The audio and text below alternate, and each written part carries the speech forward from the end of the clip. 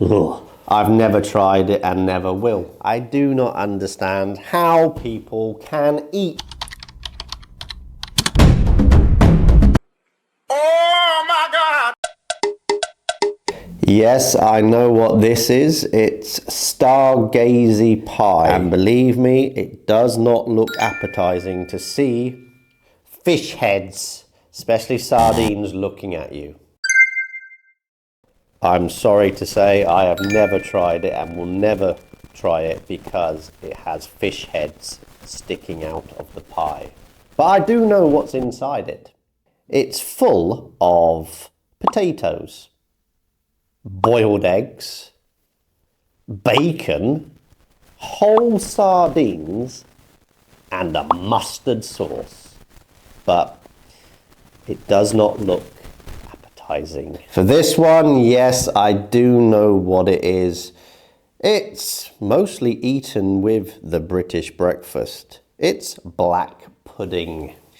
And I'm sorry to say, but I do not understand how people can eat black pudding when it contains blood. So you don't eat blood? I personally will not eat something just made of pure blood. And? That's as far as I know. Because it's called black pudding, because of the blood. Oh yes, that looks like jellied eels. Ugh. Well, to be honest, no, because this is a food that was famous years ago. When you used to go to the chip shop, or the chippy, as we call it, you could order your fish and chips, and they'd have some pickled eggs, pickled onions, and jellied eels. I know the story of jellied eels, and it turns my stomach. Because many years ago, and we're talking a long time ago, this dish was very popular in London because of the River Thames. Now, back, say 200 years ago, 300 years ago, people were very poor. And the River Thames was actually very clean, and eels lived in it. So for people who couldn't afford to eat properly, they'd go to the river and catch eels.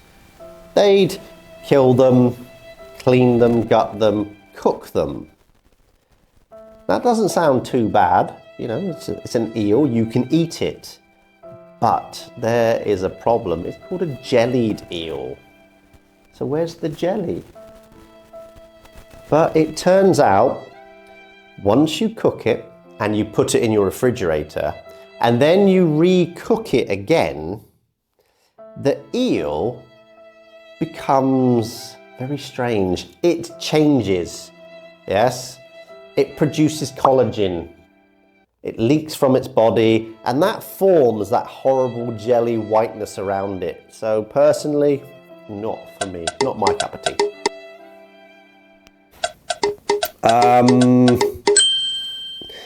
This is seaweed on bread.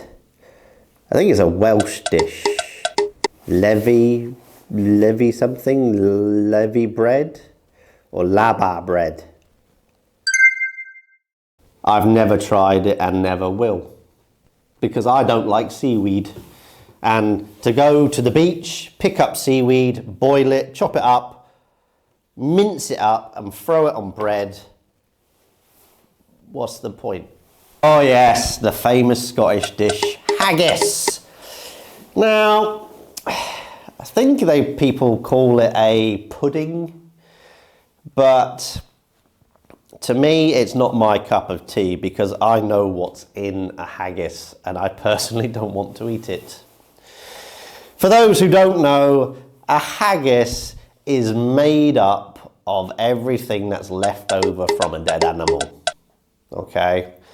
They put it inside its intestines, they fill it with hearts and lungs and all the bits of the animal that are not normally eaten, and then they stuff it with either heart, liver, lungs, bit of lamb, and then add some beef or some mutton. Put it together, cook it and eat it.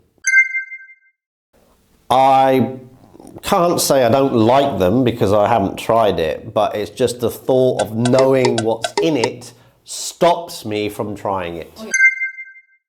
Eaten organs from an animal. Yes, I have tried liver, but liver is something you like or don't like because it all depends on how you cook it. If you like it like me and somebody tries it, they will think they were eating a piece of rubber. But if somebody else cooks it, it could be just like eating something squidgy and chewy and personal preference. Oh, I know this one. Mushy peas. Now, most people like mushy peas when they go to the chip shop. They'll order the fish and chips and some plate of mushy peas. But mushy peas are very good for you. They contain a lot of protein. But you do not know how long it takes to make mushy peas. It says, 5 minutes to prepare. Buy your peas, wash them, put them in a pan, and then you cook them for 5 minutes. But you have to leave them in water soaking for 12 hours before you reheat them and put them on your plate and eat them. But I do like mushy peas. So how often do I eat British food now? Now, because I'm British, I still like to eat a roast dinner. And not as often as I would when I lived in England, once a week. Maybe once a month, I like to have a roast dinner.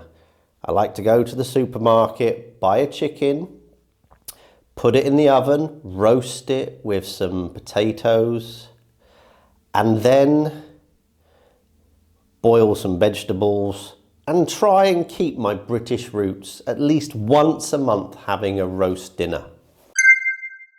Now, living in China, I still like to be thinking that I'm British, so I often eat some British foods. Now, to be honest, I use the internet and I order baked beans. I like to eat baked beans with a potato or on toast, but I love British baked beans. And I probably eat them about 3 times a week because I love them.